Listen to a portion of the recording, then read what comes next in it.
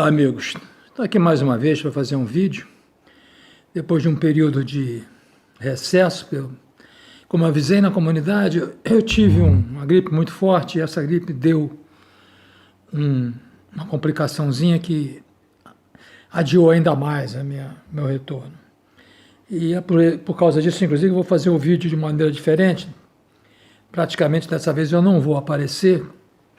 Eu ainda estou então um pouco abatido ainda. Então eu vou fazer uma maneira diferente com as imagens por cima. Não vou aparecer nesse vídeo, né? Diferentemente do que normalmente eu faço. Eu tinha prometido que faria com alusão àquele acidente que houve no submersível particular de visita aos destroços daquele Titanic, inclusive esse vídeo que está passando aí, eu recomendo a quem não viu que assista, porque eu apresento uma hipótese plausível sobre a possibilidade do que pode ter ocorrido. Vai demorar um pouco para que essas conclusões finais venham à tona, né? Mas quem não viu pode dar uma olhada lá nesse vídeo aí que passou aí. Então, com alusão àquele episódio, eu quis mostrar que esse negócio de se arriscar para o desenvolvimento de tecnologias, isso é da espécie humana, né? E a gente teve considerado o primeiro submersível, né? E foi utilizado, foi um invento, né? Utilizado durante a Guerra da Independência Americana, né? E esse submersível teve o nome de Turtle. Turtle significa tartaruga, né? E o seu inventor foi um cidadão chamado David Bushell. Ele viveu de 1749 a 1824, era filho de um fazendeiro de Connecticut, né? E ele conseguiu entrar em Yale, pagando os estudos, enquanto trabalhava num estaleiro. Chegou até aos ouvidos do Benjamin Franklin na época, né? Sobre os estudos de submersível que ele estava fazendo. Ele até se interessou e pode ter assistido uma demonstração, né? Inclusive o foco de estudos do Bushnell durante o período que ele teve em Yale foi a detonação de cargas submersas, né? E a sua invenção provou essa possibilidade, porque naquela época não se sabia, né, se conseguiria se explodir uma carga embaixo d'água, né? A gente não tem muita documentação, sabe, sobre esse submersível. Apesar de algumas imagens que não mostram nem tudo que eu vou falar aqui, eu consegui algumas informações também no chat GPT, né, para explicar algumas coisas, por exemplo, que me pareciam que eram duvidosas para mim, como o reservatório interno de ar e forma de entrada e saída do dispositivo, né. Também usei muito um livro, Submarines, The World's Greatest Submarines.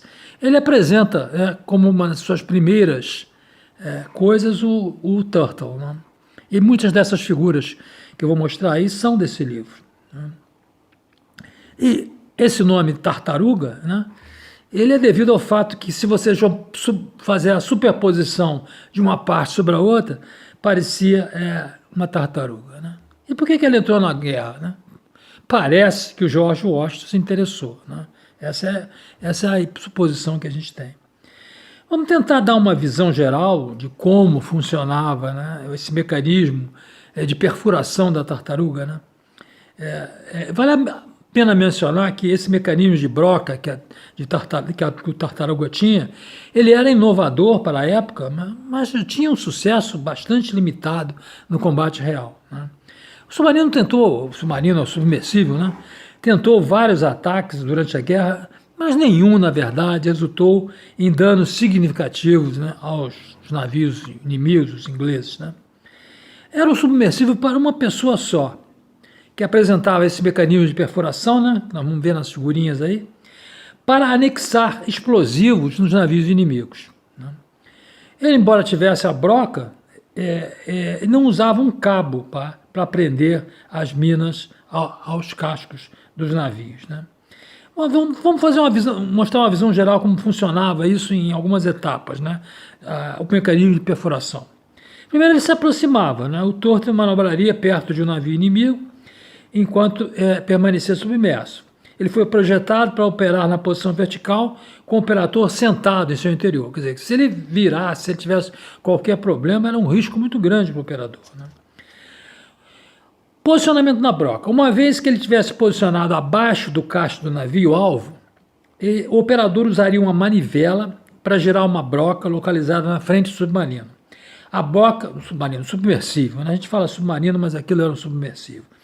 A broca foi projetada para penetrar no casco de madeira do navio. Perfuração. O operador ele posicionaria cuidadosamente a broca contra o casco e ativaria a manivela, fazendo com que a broca girasse e perfurasse lentamente o casco. Depois disso, depois de perfurar um buraco no casco, o operador colocaria uma carga explosiva com um retardo, com um mecanismo de retardo naquele buraco, né? A carga era anexada ao casco usando um dispositivo semelhante a um parafuso de ponta, né, ou uma ponta, né? Depois disso, o que ele fazia? Uma vez que ele anexava essa carga, ele saía fora, né? O operador desprenderia a tartaruga do navio, recuaria rapidamente para uma distância segura. A carga explosiva detonaria após um determinado período que ele tinha sido especificado, supostamente danificando a embarcação e o alvo. A ideia era afundar o navio, né? Vale a pena notar que o mecanismo de perfuração dessa tartaruga ele era inovador para a época, né? Mas tinha sucesso muito limitado, já falamos, né? Várias tentativas e não houve muito resultado. A minha grande dúvida, quando eu comecei a consultar as fontes, né, inclusive o ChatGPT, seria sobre como era realizada essa fixação da carga explosiva. Porque o operador ali dentro ele tinha muito pouco acesso, muito pouca manobrabilidade, né, para fazer essa fixação. Não parece que seria uma tarefa fácil, né, dentro daquela tartaruga, né? O processo exigia que o operador manuseasse cuidadosamente e protegesse a carga explosiva dentro do espaço apertado e limitado que ele tinha, né? Com base em relatos históricos, né, vou tentar dar uma ideia de como a fixação era realizada. Primeiro ele preparava, antes de entrar no submarino, o operador preparava a carga explosiva, normalmente um barril de madeira cheio de pólvora. A carga seria equipada com um mecanismo de retardo, um retardo de tempo, né, um dispositivo, um relógio para garantir uma detonação retardada, que permitiria, né, ao operador se afastar para uma região segura. Uma vez posicionado, né, uma vez dentro do turto, o operador posicionaria a carga explosiva em um local seguro, geralmente perto da frente da embarcação, para facilitar o acesso ao local de perfuração. Conforme tentei descrever anteriormente, o operador usaria a manivela para fazer um furo no casco do navio-alvo.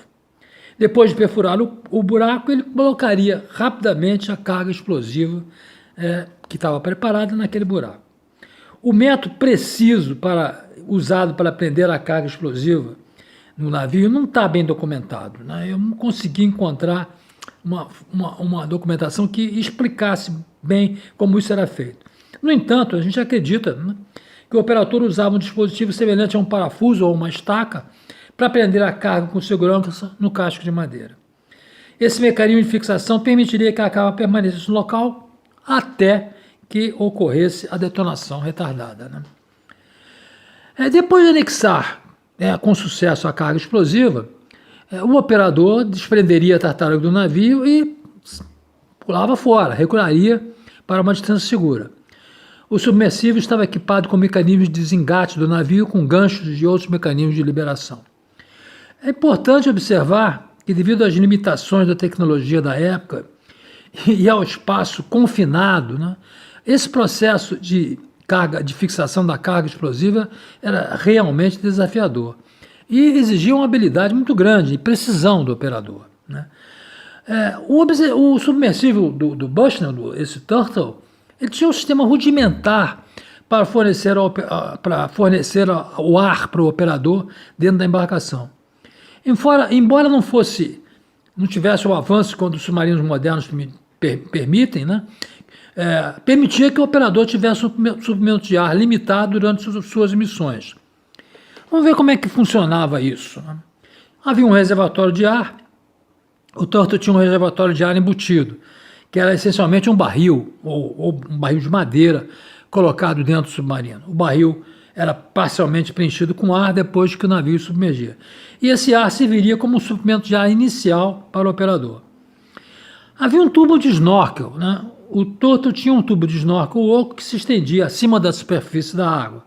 A parte superior do tubo era equipada com uma boia que ajudava a manter a abertura acima do nível da água. O tubo do snorkel permitia ao operador reabastecer o suprimento de ar enquanto aquele submersível permanecia submerso. Dentro do Turtle, o operador tinha um tubo de respiração conectado ao reservatório de ar. O tubo fornecia um caminho de ar direto do reservatório para a boca e o nariz do operador. Quando o Turtle estava na superfície, o operador podia respirar normalmente pelo tubo de snorkel, retirando o ar da atmosfera. Isso permitia a ventilação suficiente e o reabastecimento do reservatório de ar. Durante as operações submersas, o operador contava com o suprimento inicial de ar armazenado naquele reservatório. O tubo de ar de respiração conectado à boca e ao nariz fornecia um fluxo controlado de ar do reservatório. O operador teria que controlar cuidadosamente sua respiração para conservar, né, aquele ar disponível durante a operação toda. É importante observar, ele não foi projetado para mergulhos prolongados ou profundos, né?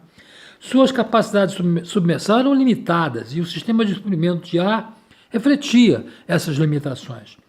O operador teve que planejar e executar cuidadosamente suas missões dentro das restrições de ar disponível. Ele tinha que planejar tudo muito bem antes.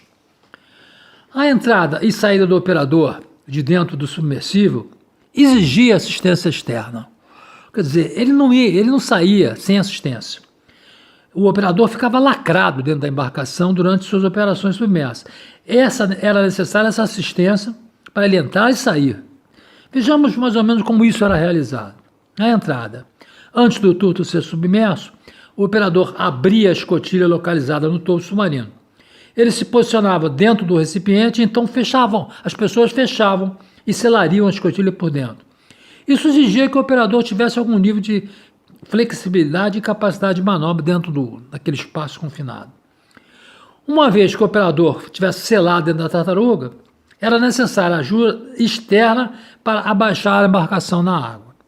Um navio de apoio ou um guindaste de cais era usado para abaixar o Turtle, com o operador já dentro dele, né?